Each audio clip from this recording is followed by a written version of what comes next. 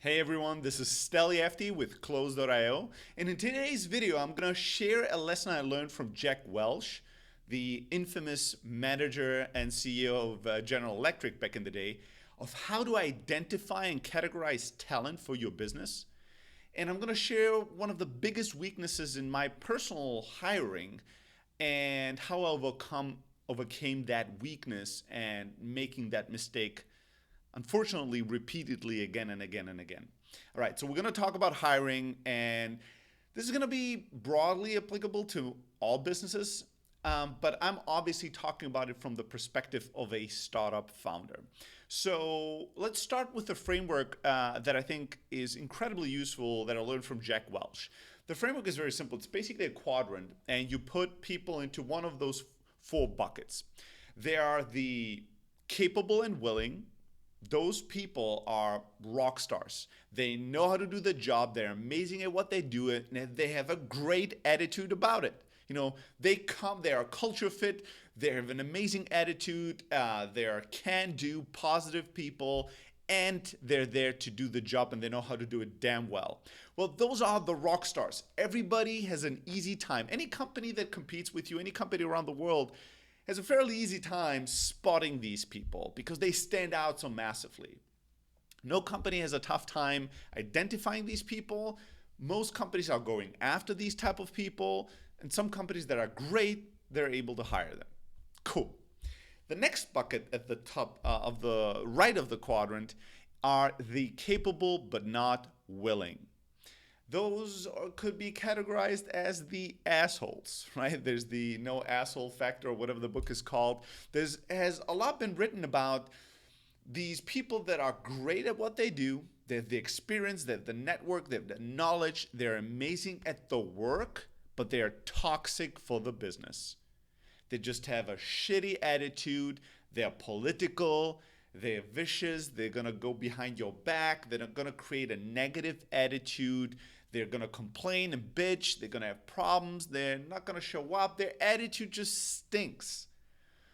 These people are not as easy to identify. And even worse, for most businesses, I would say around the world, these are the most dangerous hires because businesses are so blinded by their skills that they tend to either close their eyes to the non-willingness or pretend it's not as important or just ignore it or try to live with it and compromise around it.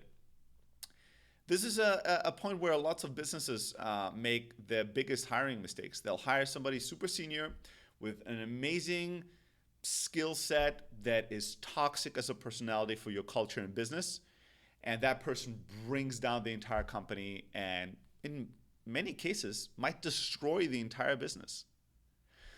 Fortunately enough for me, I never had a problem with these type of people because I have such sensitivity to assholeness, I guess, that I don't care how experienced you are. I don't care how amazing you are at what you do. If I don't like you, if we don't jive, if I feel that you're arrogant, an asshole, or you have an attitude, I'm not tempted to hire you. I'm not struggling. I'm not internally conflicted at all. So I never made a hiring error on that end.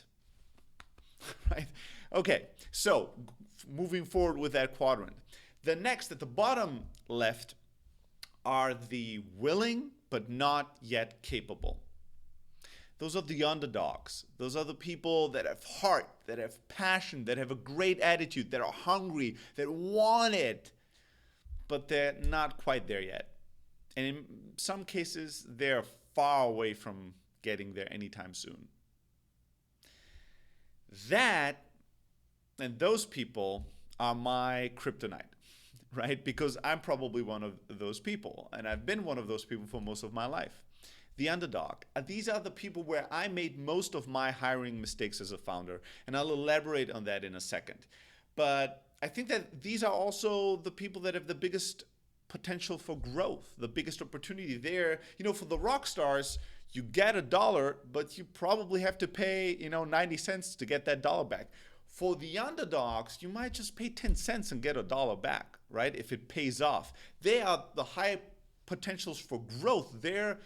not yet realized potential is massive. So you might be able to snatch them and invest in them and get the returns on that investment, with almost no competition because nobody else sees that potential yet in them. So there's great opportunity there, but there's also great risk. And the risk is something that I totally mismanaged in my past. And we'll talk about that in a second. And then the bottom right of the quadrant are the non-willing and not capable, right? These are, I don't know what you want to call them. These are the obvious, bad fits. I really restrain myself from calling them any other name, but these are the people that every business has an easy time identifying as, no, this person is a bad attitude and they don't know what they're doing. No, we're not going to hire this person. They're totally underqualified and we don't like them on top of it. So if you look again at the quadrant, the willing and capable rock stars, everybody has an easy time identifying them. The unwilling and incapable, the ones that, are just bad and nobody has a problem identifying that. So these two corners of the quadrant are easy to identify. It's the other two quadrants, the capable but not willing and the willing but not capable, where both the biggest risk and the biggest opportunities lie, on both ends actually. I would just say that if you have somebody that's capable but not willing, just don't hire them. That's all my philosophy. Don't try to change somebody's attitude, to change somebody's personality, to take somebody that's a huge egomaniac asshole and turn them into a great person. That's a huge task, probably too big to handle. So I wouldn't even attempt that. Just don't work with these people. But when it comes to the willing but not yet capable,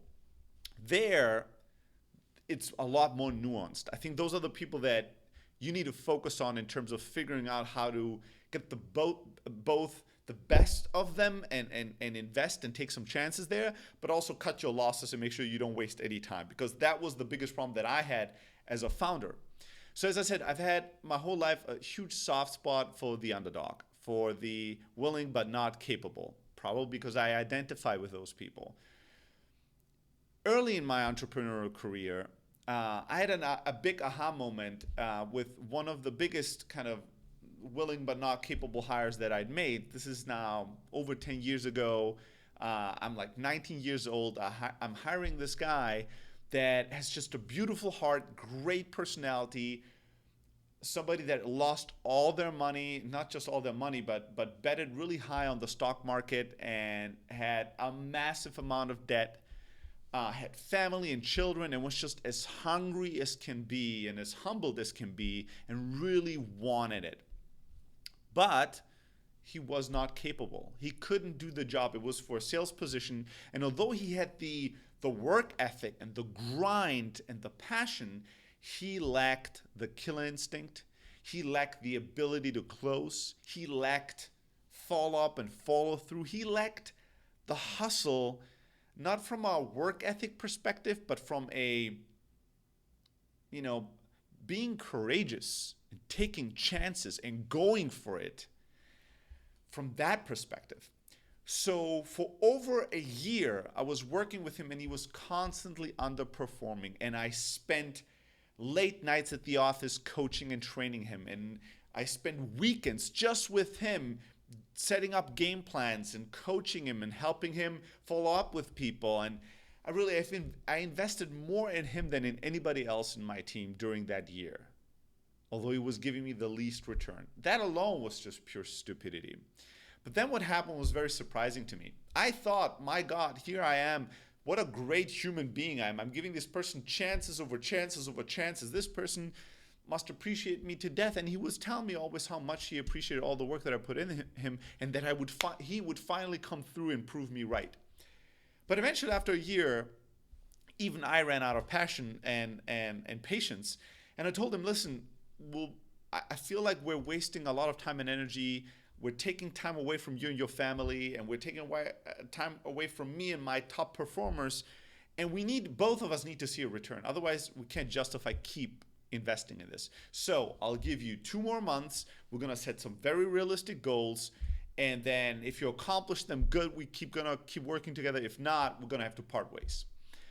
And he agreed. And, he set some goals for himself that I thought were ridiculous and not realistic. And I negotiated with him even to bring down the goals to something that's easier to accomplish. And then he worked really hard for 2 months and he didn't deliver. And I let go of him. We split ways. You know what the surprising thing was to me? The surprising thing to me was that he was pissed at me. Yeah, he was angry at me. He was pissed. He felt that he deserved another last chance.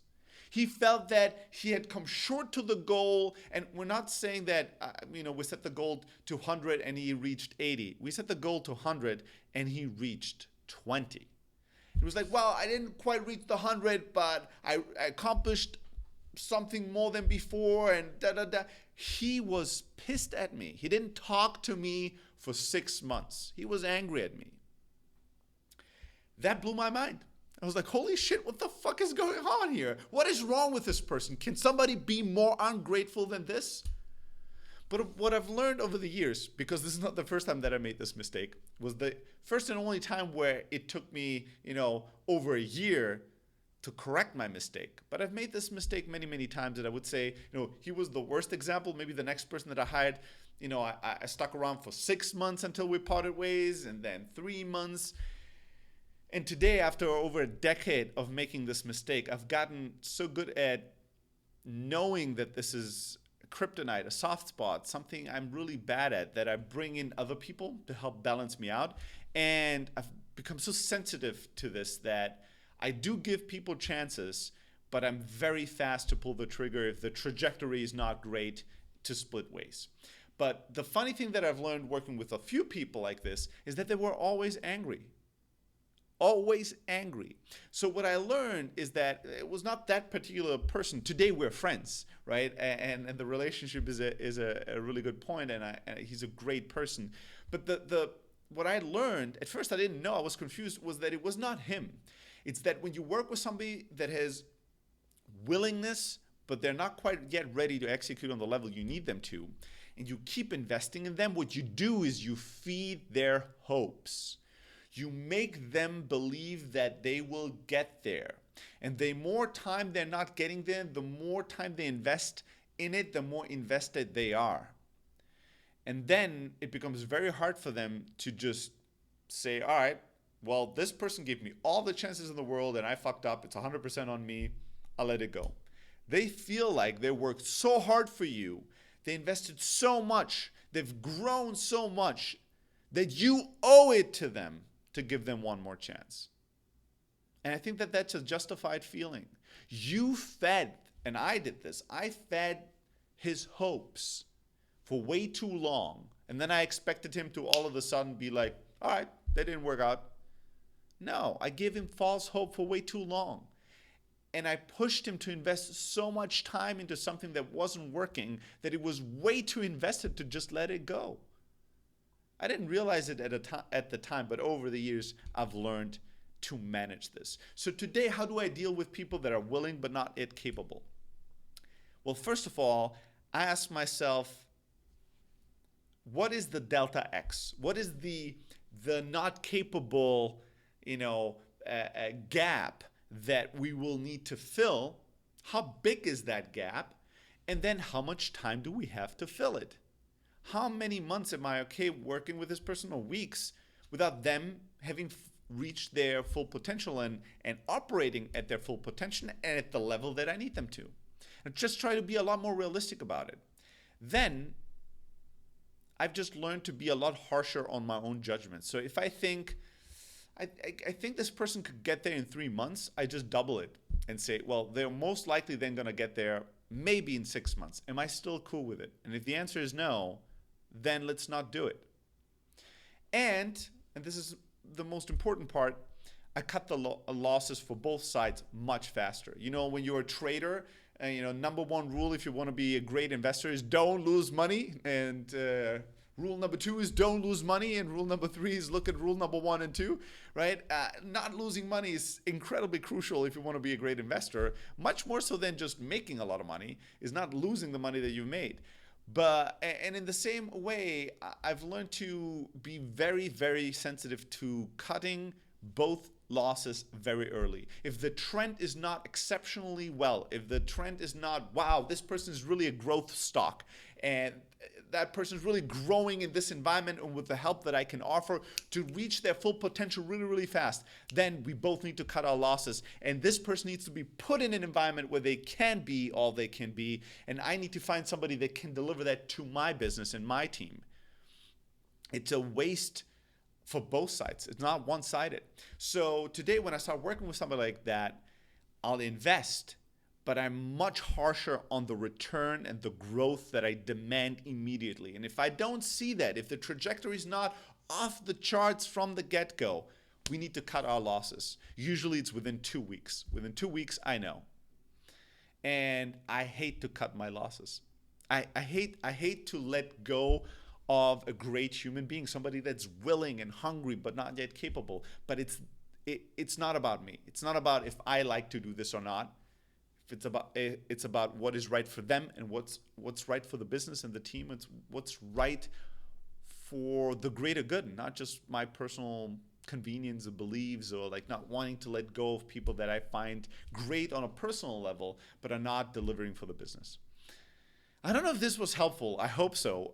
But I feel like this has been something that I've struggled with my entire life. That quadrant that I share from Jack Welch is something that has helped me identify talent and categorize it to a degree to make better decisions and understand where my weak spots are as I'm trying to identify talent. And then realizing where my soft spot and my weak points are when I try to evaluate people and hire people, and learning to improve on that has been huge for my business. It's made a massive difference to my business and my life. And I felt, if I struggle with this, I'm sure lots of other founders went through a similar journey. I'd love to hear your thoughts in the comments. What was your journey like? What are the hires that you're struggling with and you've made mistakes with in the past? And if you want to talk personal one-on-one, just shoot me an email at stelly@close.io. If you haven't already, make sure to go to blog.close.io and subscribe to our blog. 2 to 3 highly tactical, highly strategic blog posts every single week. Really good stuff. I know that you're going to enjoy it. I'm looking forward to seeing you in the next video. Do you want to manually log calls in your sales CRM, or do you want more of this? Close.io helps you close more deals with less effort. Try it free at close.io.